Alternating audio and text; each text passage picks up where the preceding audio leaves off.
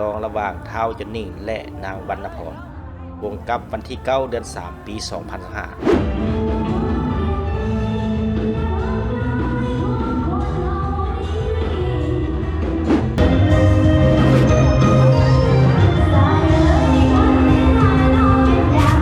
ลีลาบัดสลบและอื่นๆนี่คือแบบตัวอย่างที่ท่านผู้ชมเห็นในปัจจุบันนี้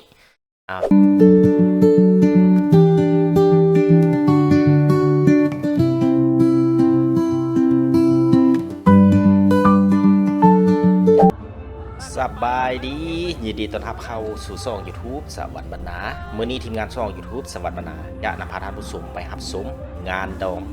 อยู่ที่ภัตตาคารดาวซันโวเมืองท่าแขกแขวงขมวนพี่น้องเป็นงาน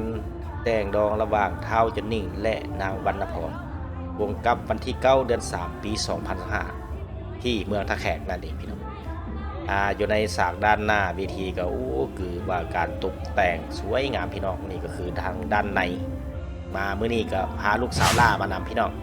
ก็จะไปติดตามรับชมก็ขอฝากกดไลค์กดติดตามกดกระดิ่งแจ้งเตือนในช่อง YouTube สวัสดิ์บรรณาเด้อท่านผู้ชม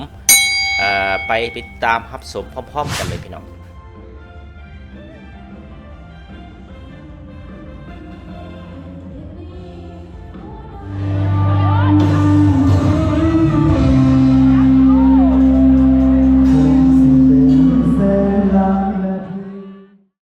ไปนี่ลูกสาวล่าภรรยา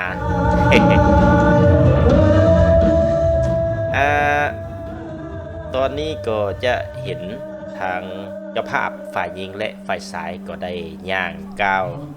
หน้าถึงเวทีในงานดองมื้อนี้เพื่อเป็นสิริมงคลให้แก่การสร้างครอบครัวใหม่ระหว่างเท้าจอนนี่และนางวรรณพรที่ภัตตาคารดาวซันโวเมืองท่าแขกแขวงขมวน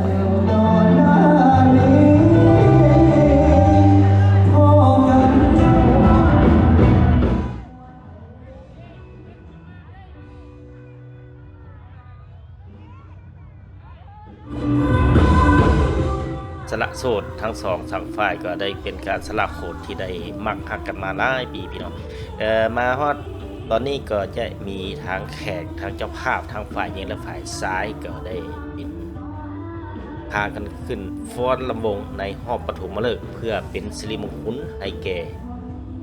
คู่บ่าวสาวที่สร้างครอบครัวใหม่นี้ด้วยคือว่าการฟ้อนลำวงลาวก็เป็นแบบสวยงามที่เป็นเอกลักษณ์นุ่งถือสิ้นไหมเบี่ยงแพถือว่าเป็นแบบหนึ่งที่ว่าเป็นเอกลักษณ์ของสาวลาวที่ว่าสวยงามมาแต่ดั้งเดิมพี่น้อง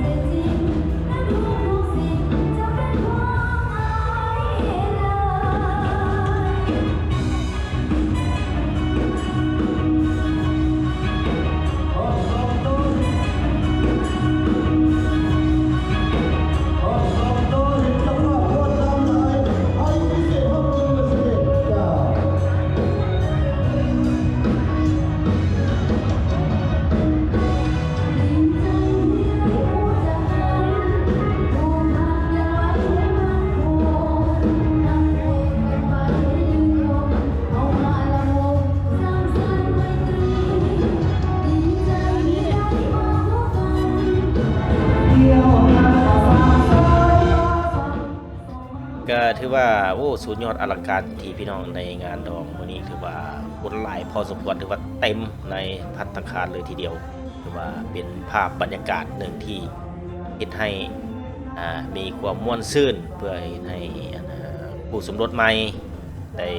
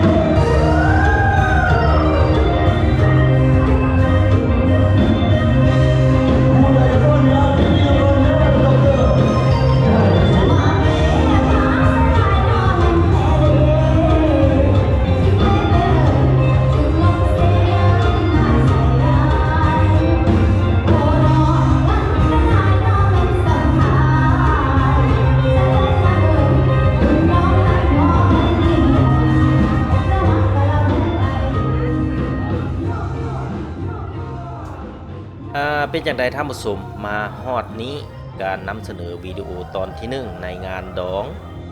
ระหว่างท้าวจอนนี่และนางวรรณพรก็ขอสิ้นสุดเพียงเท่านี้ติดตามตอนต่อไป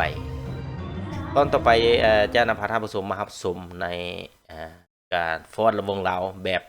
ลีลาดบัสลบและอื่นๆนี่คือแบบตัวอย่างที่ท่านผู้ชมเห็นในปัจจุบันนี้